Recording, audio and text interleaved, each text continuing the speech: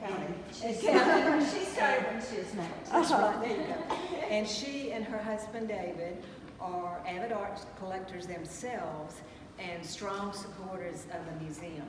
And this museum is full of so many treasures, paintings, the Wedgwood, famous Wedgwood collection, the silver, the decorative art, so many wonderful treasures. And I give you my favorite BMA treasure, Nan Skier. Thank you. We're going to talk today about the stories behind the paintings. And so I don't usually give tours to groups this big. But I'm the only one who knows the stories because they're my stories. So we'll just have to do our best to congregate around the works of art and try to get in a spot where everybody can see. You'll find my style is very informal, and let's just go have some fun. The first painting we're going to talk about is inside the American Gallery, and I'm only going to stop there. Oh, and please help yourself to a stool if you would like. They're very light and easy to carry around. And we'll spend some time in the American Gallery, and then we're going to go to the 19th century European Gallery.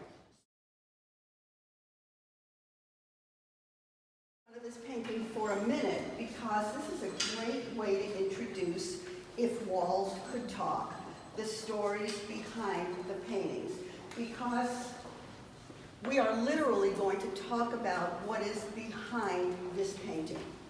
Everybody come on in. There's room up in front.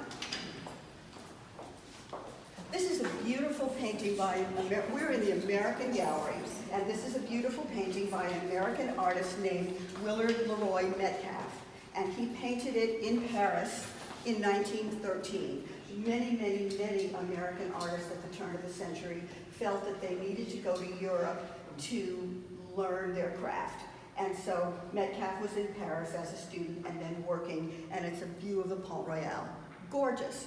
We're not going to talk so much about the front of the painting, though, because if I could take this painting off the wall and show you the back, it would look like this. And I know it's hard to see with this many people, but this is the back of this beautiful painting that we're looking at now. And you can see that you can see the back of the old frame. You can see the covering on the back to be sure that the canvas is safe. And then you can see lots of white stickers on the back.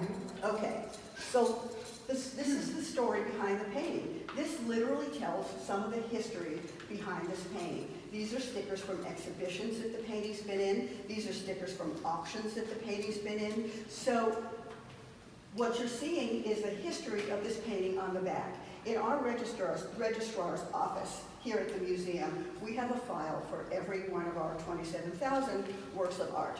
And they're fascinating to go through because we keep every scrap of paper that was ever connected with the work of art in any way. And so we know from the file and from the back of this painting that, and I don't usually use notes, but this is stuff I can't remember, this painting in its lifetime had 5 owners. So provenance is interesting and important who owned it before. And those owners include Duncan Phillips, of the Phillips Collection in Washington, D.C., Frederick Billings, who was president of Northern Pacific Railroad, the High Museum of Art, and then eventually Don and Barbara Cook in Birmingham, Alabama, who have donated the painting to the museum. We also know from the stickers that this painting has been in 1 auction, 5 galleries, 15 exhibitions, and in 14 published references. So this painting has a lot going on behind it that we don't see. And you could probably tell that same story for a good many of the works of art that we're going to see. So the next painting we're going to see is right around the corner, and it's one that I happen to have, my family has a personal relationship to. It's crowded back in this corner. We're going to talk about